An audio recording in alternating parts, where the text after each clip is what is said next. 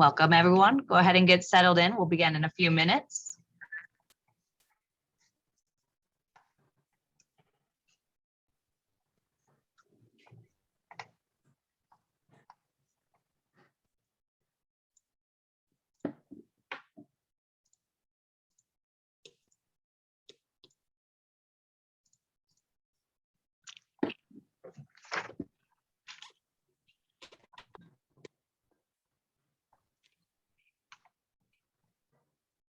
If you're having any trouble connecting, go ahead and type in the chat and I can try to help you.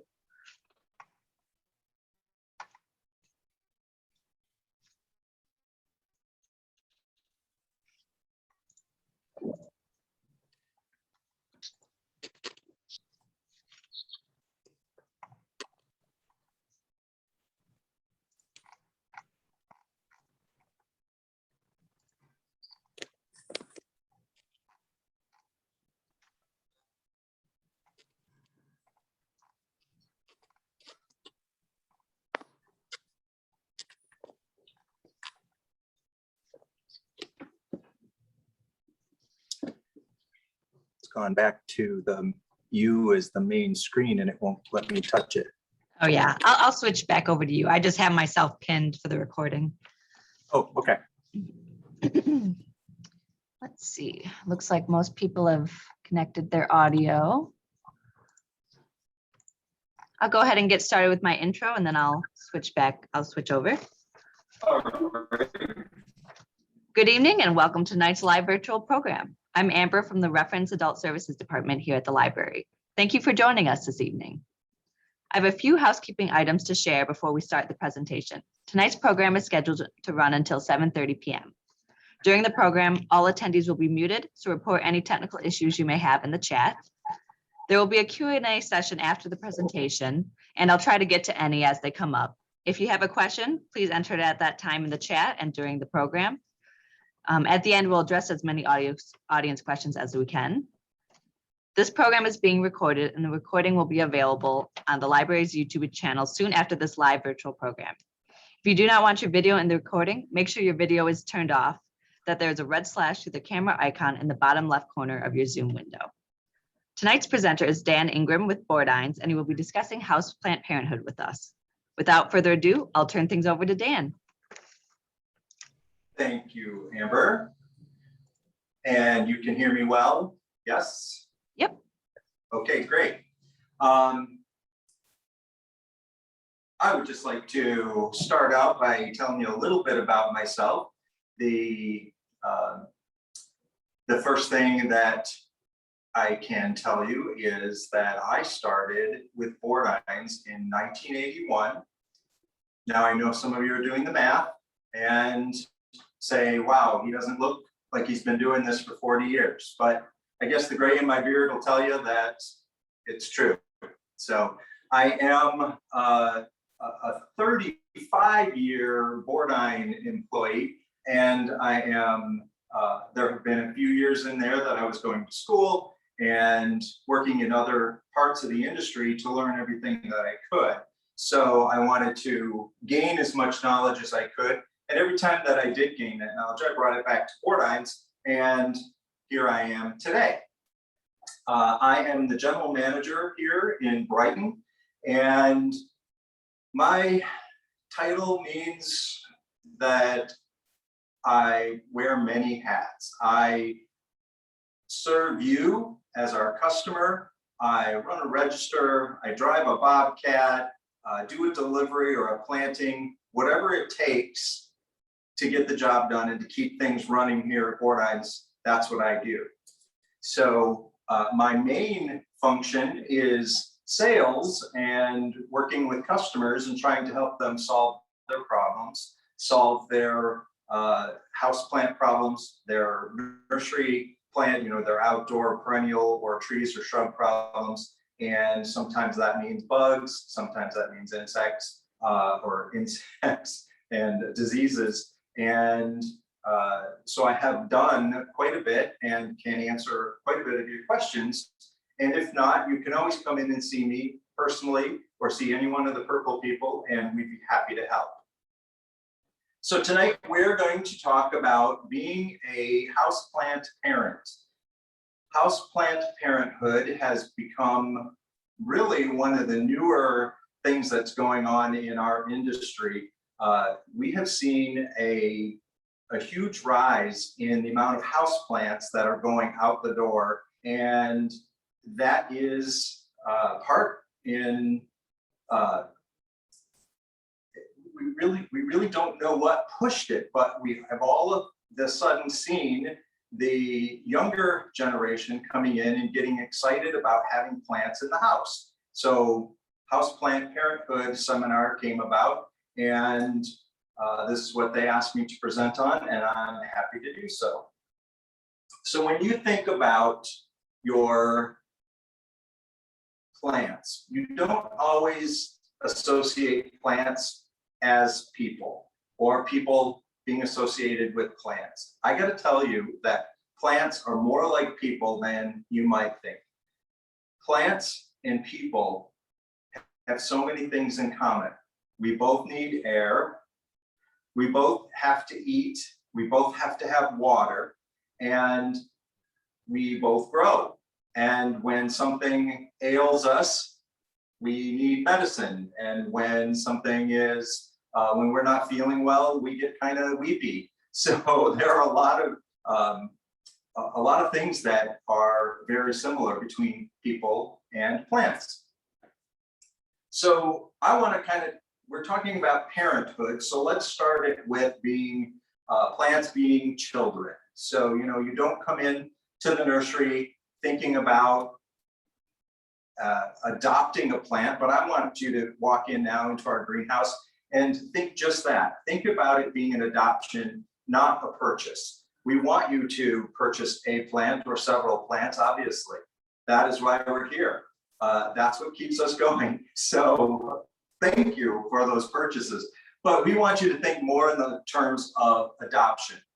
When you are taking that plant home, it is very similar to taking home a baby. Whether that baby has been adopted or it's a child that's been adopted, it is very, very similar, because now there's something new in the home that needs your attention and needs your care. So what's the first thing that you do when you come into the adoption greenhouse? The first thing that you do if you have a new child is you start thinking, and maybe not so many of the guys, but I know my wife for sure, when we have new grandchildren on the way, the first thing she's thinking about is outfits for them.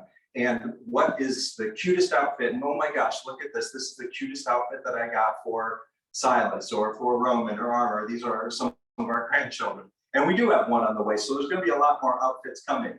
But you think about an outfit or things that you can buy for that baby. Well, if you're adopting a plant, you need to dress that plant up. So if you take a plant like this and it has just a normal nursery pot, green or black, whatever plant you purchase, you're going to need to put it into a container. You could leave it in this container, but little plain, great for us, not so much for your kitchen table or for your counter or your windowsill. So look at this cute little pot. This is actually, I thought when I first saw it, I thought it was a nose that was pierced, but actually it's a diaper with a diaper pin in it. Now, you can get a pot like this. You can go with something like this that's a little, it's colorful, just plain container, and you can dress that plant up, right?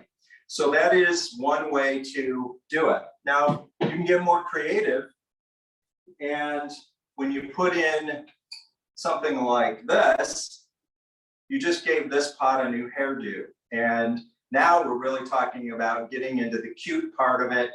We just made a plant have a container that looks like it's got hair. Nice thing about this pot too, this one here, it's a hanging pot, so you could put your plant in there and then hang it, and it's very, very cute. I want to talk a little bit about pots. When you have a new child, you are trying to make them comfortable. You want them to have a nice crib or a nice pot, as we were talking about. But one thing that we commonly see, so with this container again, we see people putting their plant in this pot, planting it, taking it out of this pot, putting it in here, and planting it in here. Now, this container does not have drainage, does not have a drainage hole. And that is a problem if you are going to pot the plant in here. Now, if you plan to just leave it in this container, put it in here like this, absolutely perfect. Take it out, water this, let it drain, and then put it back in the container just like it is. And now you can't even see that pot in here. You have to find the right size pot, the right size container. But that's one way of doing it. But if you're going to pot it, if you're actually going to put it in the container with some soil, you have to have drainage. All right, so drainage is very important. You can see the drainage hole in this container. So we want drainage, and I know there is there are some of you right now, they're saying, well, you don't need a pot with drainage, that you just take your pot, take some gravel, put in the bottom, and that creates your drainage. Well, I want to tell you that that doesn't create drainage. Now, that is a myth somewhere started a long time ago, and I'm not sure how it got started or how it got popular, but I can tell you that if I keep putting water in this cup that is filled with gravel, that water's got nowhere to go. This water is all the way to the top, and that is not good for your plant. That water has nowhere to go, and your plant has to take up that water. And if it doesn't, if it's not warm enough or it's not a plant that takes water quickly, then you have a root rot going on, or you have a plant that's very unhappy. So drainage is very important. The other thing that is important when we're talking about potting is potting soil. Now, this is Bordine's own potting soil. You'll see this in our stores. This is what we grow all of our annuals in, all of our vegetables in. This is the Bordine potting mix. We actually make this soil. And this is a peat moss and perlite mix. It has a wetting agent in it. But the reason I recommend that for container gardening, whether it's a container outside or your house plants that you're going to pot, I recommend that because it's very lightweight. It's designed to get wet and to dry out. And that is what your plant wants to do. Your plant does not want to be sitting in that water. Topsoil type potting soils are not the greatest when it comes to drainage, and they also compact. So we don't want that compaction going on. We have to have that light, airy soil. So the Bordine mix is one of the best ways to go. So now, trust me, I am a realist, and I know that babies and plants are not the same. But I use this to help the demonstration here that we're talking about today, that houseplants can be adopted. So when you have that new plant, you take it home, just like a new child going home, it needs attention, and it needs to be fed. It needs to be watered. Those are about the only thing you have to really do. Sunlight is going to come into play. And then you have to certainly watch for other things that are going on in your household with your plants. One thing that I can recommend, and probably the best thing that I can recommend for you, is Osmocote Fertilizer. This fertilizer is a small pellet. If you haven't used it before, it's got a shaker cap. There is a little measuring cup right inside the top. You can pop the top off there. And then it has a spot here where you can open that and scoop out the fertilizer. This is a 6-month fertilizer. The one with the pink cap is an outdoor and indoor fertilizer, and you can use that on anything. Use it on your house plants, on your trees, your shrubs, your perennials. It is fantastic food, and it lasts for 6 months, so it is continually feeding your plant. I know that I like to eat every day. My kids like to eat every day. So do your plants. So you want to make sure that you've got a good food. And there's nothing wrong with a Miracle Grow. There's nothing wrong with any other fertilizers. You have to use them based on what their instruction is. If you look at Miracle Grow, it says mix to water 2 tablespoons to a gallon of water and water your plants every 2 weeks. I know that I'm way too busy to be worried about feeding the plants. And now don't judge me. I do feed the kids and my grandkids. So I do worry about that. That's why I'm too busy, because I have 3 grandchildren and 1 on the way.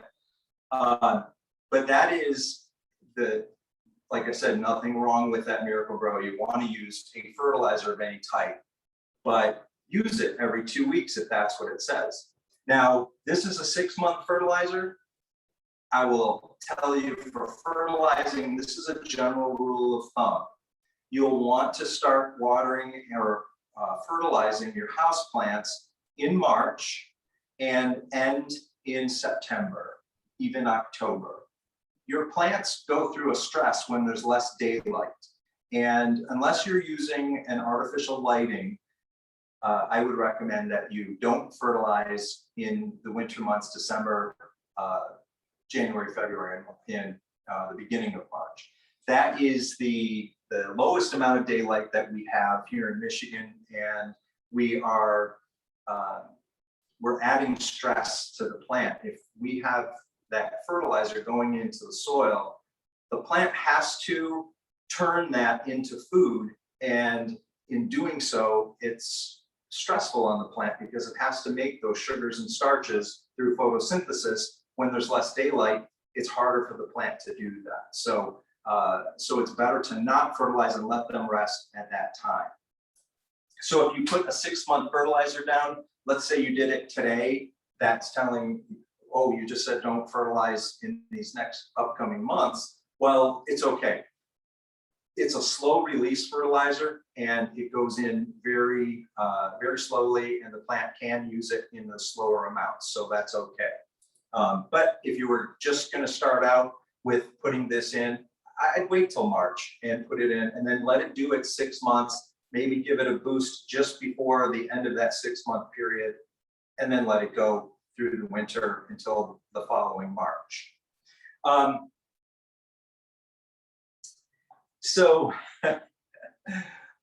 You know, your kids get a bug, right? They get the stomach flu, or they get a cold or a cough, and your plants get bugs too. So you want to make sure that you're always looking at them, always checking them out. Don't just leave them sit in a corner and think that they're okay, because you never know if you brought a bug home. I tell this to our customers, and sometimes I do it just to see if I can get them to be a little squeamish.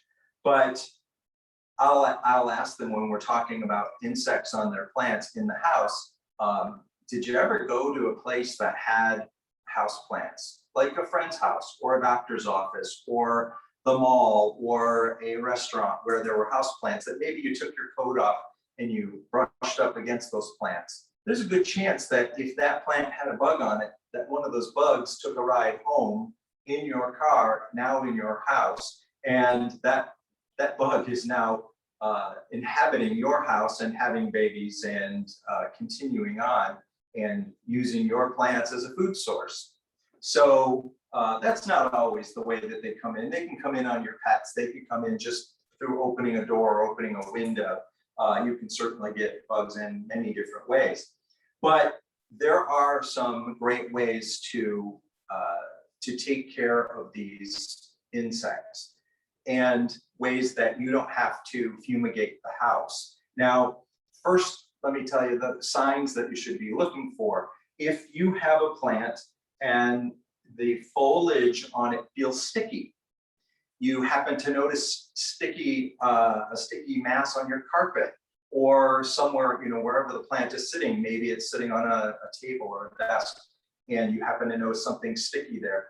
That's a great sign that there's some bugs going on that plant, because you might have a sucking insect that is taking the sap from the plant, and that insect is it's only eating sap, so it's sugar, and his diet is almost 100% sugar, so his excrement is 100% sugar, and that is what that stickiness is. So for lack of a better term, it is bug poop.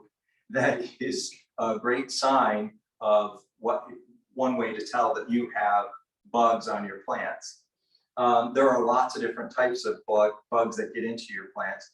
The aphids are a sucking insect, mealybug, white fly, little white flies that you might see flying around the house. And these are fairly easily controlled if you catch them early.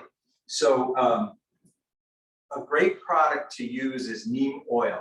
Neem oil, it can also be used as a fungicide if there was a fungus going on. We don't see a lot of fungus on houseplants, but sometimes we do, and this is what we would prescribe for you. This is a horticultural oil made from a plant, and it's oil that's extracted from it, and what it does is it goes in it suffocates those insects, and it's an insecticide in itself, and it is killing that not only through suffocation, but if one of them gets it on and gets back to their little house, he's taking it back to the family, that insecticide, and killing the insect or the family. Another way to go is soap, using an insecticidal soap. And this is a soap that is very mild. You can spray it right onto the plant. That is a great way to knock insects off. But you have to, either one of these, you do have to watch and reapply, making sure that you are that you're getting that whole infestation. Now, once you've sprayed, it's not over. You need to wipe it down. You need to clean them up. That is not an easy thing to do, especially a plant like this, and I've got to wipe down every leaf.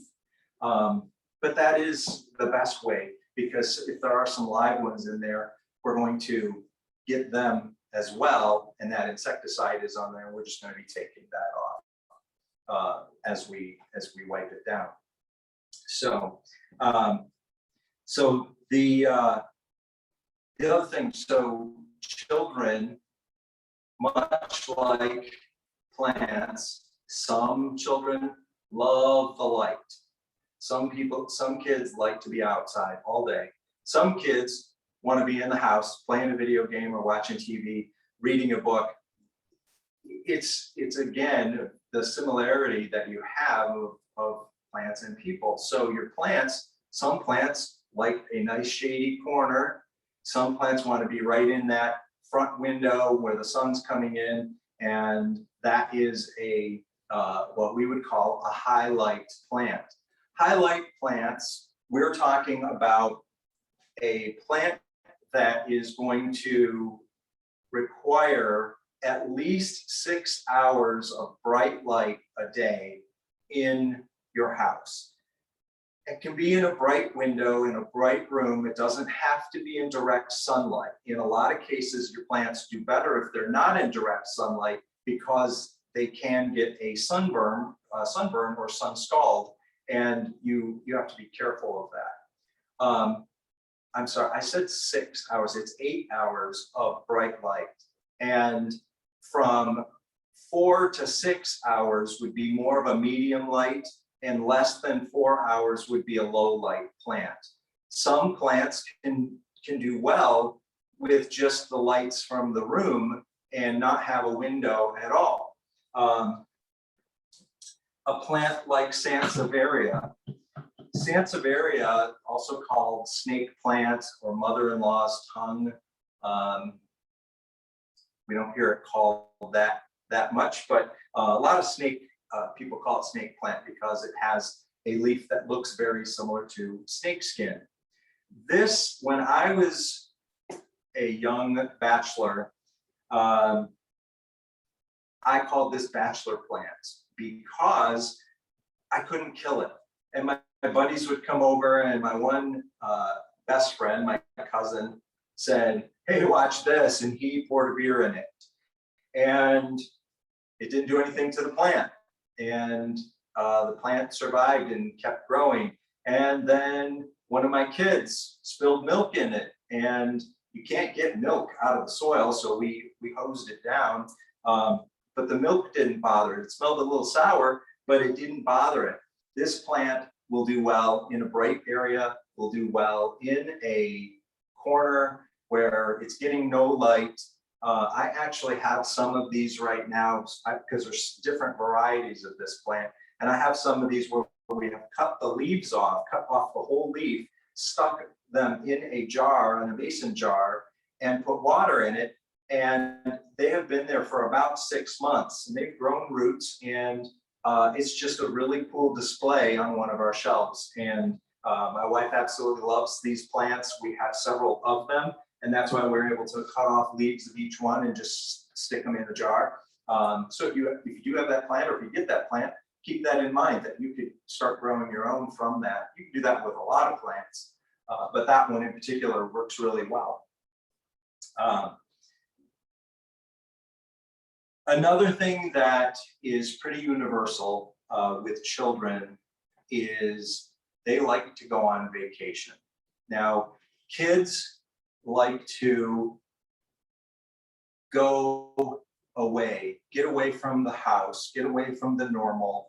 And although these days, I guess, they just pick up their phone or their tablet and go to the campground and sit on their phone and their tablet. So I don't know, there's a little bit of a difference there, I guess, but it is a similarity with plants. Plants really do like a vacation. They like to go outside when the weather is like it has been. They love it. I would say probably 80 to 90% of all of my house plants are outside at this very minute. So that's a vacation for the plants. They're in an area that they're taking in the sun. They get the humidity. Plants love the humidity. You got to figure a lot of these plants, we don't see them growing in Michigan simply because we're not in the tropics. You know, we aren't Florida. We don't have the tropical weather where they can survive. So these plants like to have that chance to get that extra sunlight and that extra humidity. Now, don't take a low light plant. We don't want to take this little fern. This would be a low light plant.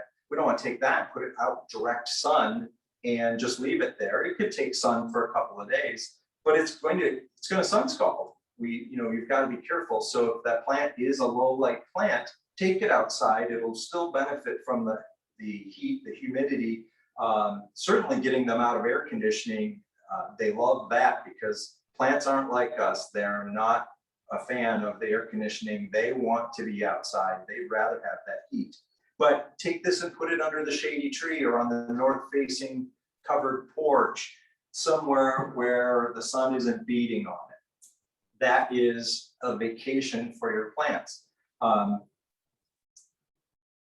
You don't want to take your plants out until the temperatures at night are above 50 degrees.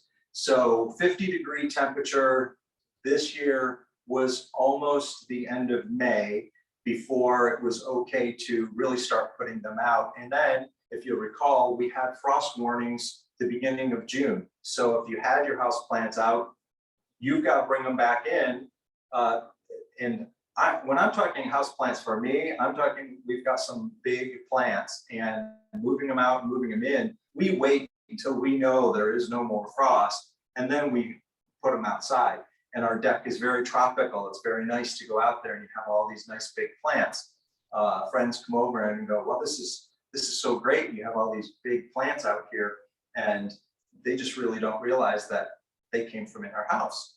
So 55 or 50 degrees for putting them out. You want the nighttime temp at 50 degrees. But when it comes time to bring them back in the house, follow this rule pretty closely. We want to bring them in around the 1st of September, no later than the 15th of September. And there's a reason. They are still not going to have temps that are going to go down below 50, but the temperatures in our house and the humidity in our house are the same level around the 1st of September, maybe not this 1st of September. I don't know when is this heat going to end, but right around the time the 1st of September rolls around, the humidity in our house and the heat in our house is about the same. It's about time we're starting to shut off the air conditioning, opening the windows, and so the weather outside and inside becomes fairly equal in that time frame. The reason that's important is the plant doesn't go through a big shock. Now, if I take this plant and put it out, this is Dracaena Marcinata, by the way. If I take this Dracaena and I put it outside, and it's been out all summer long, and it's doing really well, and then I wait until October 1st, and we've had some evenings where it's gone down to almost frost. This plant is now getting used to those cold nights, and it doesn't necessarily hurt the plant. But what happens is now I take him from getting used to those colder evenings, and I bring him right back into a house where we've started to turn on the heat, or we've got it warmer in the house and it's now regulated. That can cause the plant to go through a shock and start to drop leaves. You know that we're about ready to hit the fall season, and leaves are going to start changing color and start dropping. And all of that has to do with daylight and temperature change. Your plants can't have that temperature change in fluctuation like that, where it gets too cold and then goes back to warm. You'll get yellow leaves, you'll get leaves dropping off of the plant. And to avoid that, just bring it in around the 1st of September and you'll be okay. But before you bring them in, you'll want to, if they've been out all summer long, you're going to want to make sure that they get a good dose of insecticidal soap. So this soap is great to knock off any of those bugs that we talked about earlier, because we want to make sure that we're not bringing in a problem that we're going to have to try to fight through the winter. Another thing that you can do is get a bucket and take your bucket, fill it with water, put in a couple of squirts of dish soap. You want a dish soap that's, you don't want like an antibacterial, you don't want a detergent, you just want a mild dish soap, and suds it up, and then take your plant and stick it in the soapy water. If the foliage goes in, that's fine, it doesn't matter. You're going to leave this in there for about 10 to 15 minutes and then take it out and let it drain. That soapy water is going to kill any bugs and their eggs that are in that soil. It is, if there are earthworms that have gotten in, it is going to push them out. But an earthworm can probably last a little longer than that 15 minutes of water. And then you can scoop them out and put them back into the lawn. They'll be nice and clean. Take a strainer and go through your bucket of water, strain out any soil, because there is going to be pure light in this soil, and pure light is going to float to the top. Some of your soil is going to float out of the pot. So you want to take that and scoop it out, put your next plant in. If you've got several buckets, do a bunch at once if you've got a lot of plants, because you are spending, like I said, around 15 to 20 minutes, 10, 15 minutes for each plant to soak in that water. We want to make sure that we are getting rid of any bugs before we're bringing them into the house. Very important step. And just look at a couple of notes here.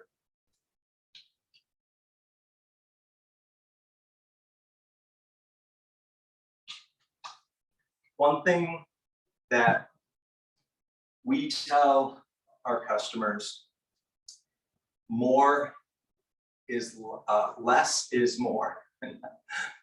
Less is more. We don't want to do big drastic changes. Like I was talking about bringing the plants back in. That's a big drastic change, going from a cold evening to a rather mild evening and bringing it into where it's very similar in the house. So we want to do things in moderation. We don't want to do big changes. The plant's not doing too good, give it a little turn. Maybe it's just the plant needs to turn a little bit. If it's maybe it's a sunlight thing, maybe it's too bright, and we're just going to move it away from the window a little bit. We're not going to just take it and take from a bright window to a dark corner. That is too much change for your plant. So you have to remember that less is more. You don't want to make these big changes for plants. One thing I have to tell my wife often, she loves to redecorate almost weekly in the house, and she likes to move the plants around, especially in winter. She's extremely high energy, and she loves to be busy and changing things around. When I tell her, don't move the plants, because they really don't like it. When you have a plant that's doing well in a spot, that's its spot. You might spin it a little bit, a quarter turn, maybe every time you water, you give it a quarter turn. But don't move it from that spot to the next spot and take this plant that's not doing so well and give it its spot. Find another good spot for that other plant, but leave this one here because he's doing well. You have to remember that plants are living things, and they do react. You know, I'm sure you've heard that there have been a lot of studies done that you should talk to your plants, or that plants like music, and they do respond to that.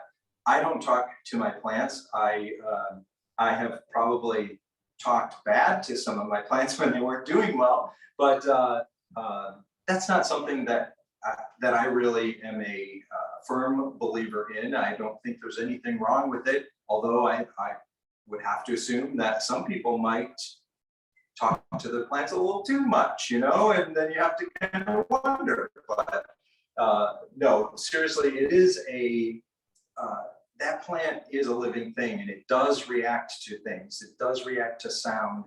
It does react to changes in its environment.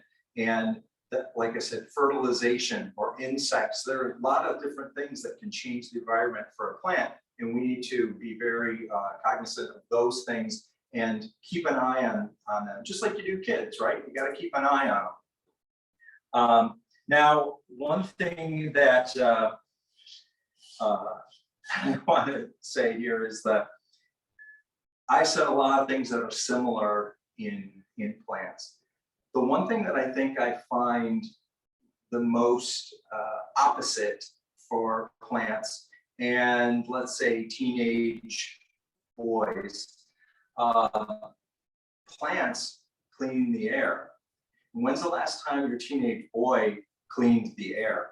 I had a teenage boy, $3, one boy, and that teenage boy didn't clean the air. He rarely cleaned his room or cleaned up after himself. So the plant, though, is cleaning that air 24/7. It is doing you a service. Now, there are studies that have shown that one plant for every 100 square feet in your house is in a 6-inch pot. This is a 6-inch pot, give you a reference there. One plant that size in 100 square feet of your home is air purifying. Now, there are other studies that are done that say, well, it doesn't take out the things like the gases from your nail polish or your hairspray. And that's probably true, but it does clean the air. I can tell you that in our greenhouse, where we have hundreds and hundreds of plants, it is better air in the greenhouse. The air quality is so much better. The oxygen levels that are going to rise from having these plants in your home, just absolutely unbeatable. Yeah, you can buy a machine that's got air purification and put some filters into it, but it's not a living thing, and it's not giving you that warm feeling. It's not giving you that that sense of purpose where I have to, I've got to take care of this thing. Yeah, you've got to change the filter in your air purifier, but with your plants, you've got to make them grow. And if they get bigger, they're cleaning more air. So that is certainly worth having, having more plants in your home. I'm going to throw my friend Amber, not Amber who's running this, but Amber who works here as our cashier supervisor. So if you come in, you can joke with her about this. Amber is a delightful lady, and she lives in an apartment and has more houseplants than I do in a 1,400 square foot home. She's got a little bit of an obsession going on there. She has a plant fetish, we'll call it. When she sees a new plant come in, she's got to have one. My office has plants in it, but they're hers. And because she's using my window in my office to take care of her plants. So that is something that I always recommend, to have house plants, whether it's an apartment, whether it's a house, a mobile home, wherever you live. That is the best thing that I can recommend, is to have house plants. And once you get a couple and they're doing well, then get more and make your life happier with these house plants.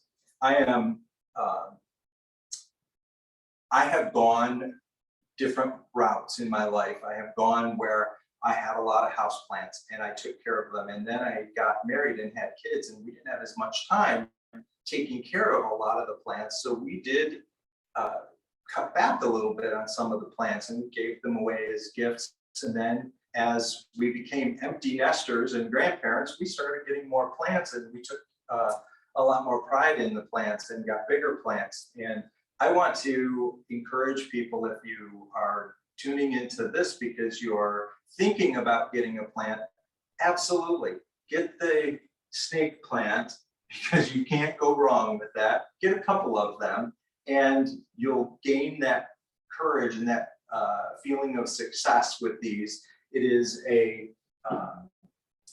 plant that you can't go wrong with.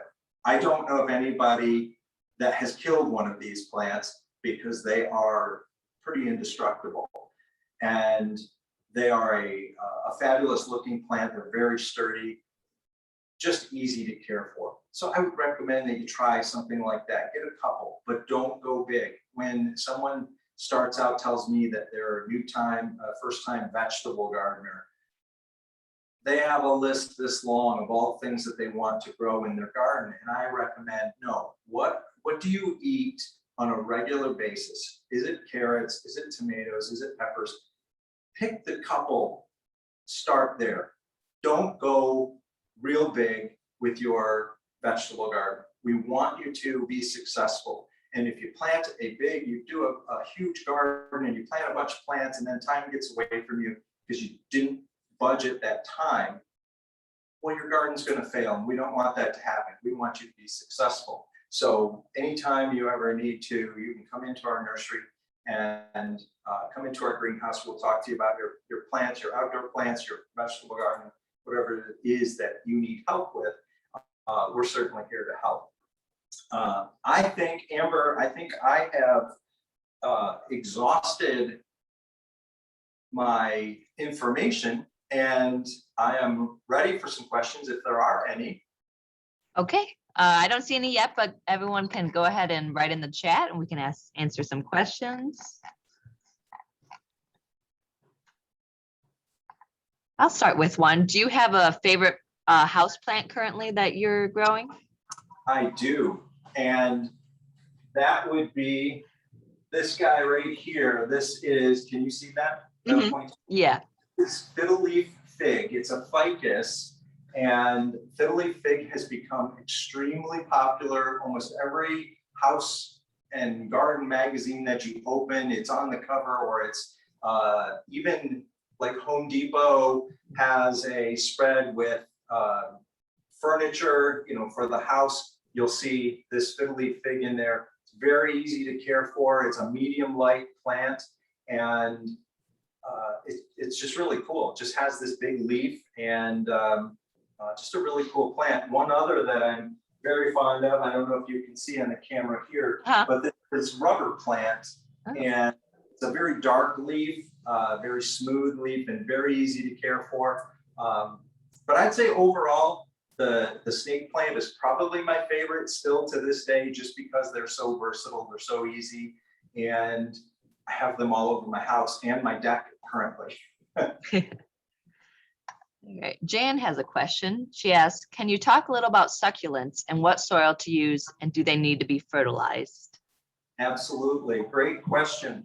So succulents are a high light plant, and the best thing that I can recommend about succulents is don't think that they need water. We get people bringing them in that are root rotted. They put them into the container that doesn't have drainage, and it's super cute. This would be super cute with some succulents in it, but leave them in the pots and take them out and water them. Maybe if they're in the house, maybe once every 2 to 3 weeks, they get a little watering, not a huge watering. And for fertilization, you can use the Osmocote, or you can use any fertilizer. Just follow its instruction. They're not, and they don't need fertilizer a lot. The Osmocote is great because it's a low level, just constant, and that's why I like it so much. Randy asks, what houseplants do you recommend for homes with cats? Well, one thing I'll tell you that there are a couple of plants that I will recommend that you don't have, and there's one that's called Chinese Evergreen, and another called Dieffenbachia, and those are plants that are toxic to animals and to people. And was it Eddie? Randy. So you've probably heard that poinsettias are not supposed to be in your home if you have a cat. Can't find anywhere in history of a cat dying because of a poinsettia that they ate. Poinsettias have toxin in them just like lettuce does. And lettuce isn't going to hurt us unless we eat about 30 heads of it in one sitting. So the poinsettia is not going to harm them. So if you look for a poinsettia at Christmas time and you have a cat, it's still okay. Geraldine asks, is neem oil poisonous to pets? No. No. It is I wouldn't want to lick it myself or have them lick it, but it isn't going to hurt them. It is a natural occurring product from plants. And it says right on it, for organic gardening. Geraldine also asks if you can show the container of fertilizer you have over there. This is Osmocote. So Osmocote, they're the little pellets. This one has the pink cap. There's also one with a green cap. The green cap is a little different. That's for your vegetable garden. And this one is more of a multi-purpose. It's an indoor and outdoor fertilizer, so you can use it on just about anything. We have a question from Tammy that says, are bonsai plants highlight? It depends on what the plant is. So I pronounce it bonsai. Bonsai is the art of miniature gardening. And so if I were to take this ivy and I were to cut back a lot of the leaves and leave some of the stems, then this is bonsai. So that's the style. So I would have to know what is the plant for the type of bonsai that it is, whether or not it's highlight or low light. It looks like the last one we currently have is from Jan. What are some examples of low light plants? Low light, great question. Low light plant, the snake plant, ferns. There's several different types of ferns that you can grow. Ivies are great. There is a plant that I absolutely love, but I don't have one to show you, is called peace lily. Peace lily, so going back to kids and plants, you know, your kids are not happy when they're crying. When your plants are wilting, that's them weeping. They're saying, please give me something. And so that's one way to look at that. But the peace lily is a low light plant, beautiful plant, has a beautiful spath flower on it. And that plant for sure will tell you, if you want to know a plant that is a good indicator of when to water it, you just let it sit for a few days. And if it starts to wilt a little bit, you know, water it. Now I can check the calendar. Okay, every 7 days, this plant has to have water because it will definitely wilt. And an ivy might go 2 weeks without knowing that it needs water because it doesn't wilt. But that peace lily is a great one. And as far as others, there's another plant called ZZ plant, pothos or pothos, very common plant in the house, and Chinese evergreen. Now that one is one I mentioned to not have around a cat or anybody that's going to nibble on it. All right. I posted a link to our online survey if you want to leave any feedback for tonight's program. Looks like we have another question from Becca. Do you need to feed Christmas cactus when it's blooming? Do you need to do what to it? Feed it. No. That is, it's going to bloom 2 different times a year, bloom around Christmas and around Easter. And that is the Easter time is about when you're going to start to fertilize it. So the Christmas season, you don't have to. It's not a heavy flowering plant, and it is a cactus, so it's a succulent, and it stores a lot in its leaves. All right. It looks like another question is about succulents from Jan. So succulents can use regular potting soil, or is there a special soil for succulents that might be more sandy? You can take the Bordine potting soil and add some sand to it, and then it becomes a fairly good succulent potting soil. But there are soils that are specific for succulents, and we do sell them. They're by a company called Fertilome, and it clearly says cactus and succulent potting soil. Any other questions?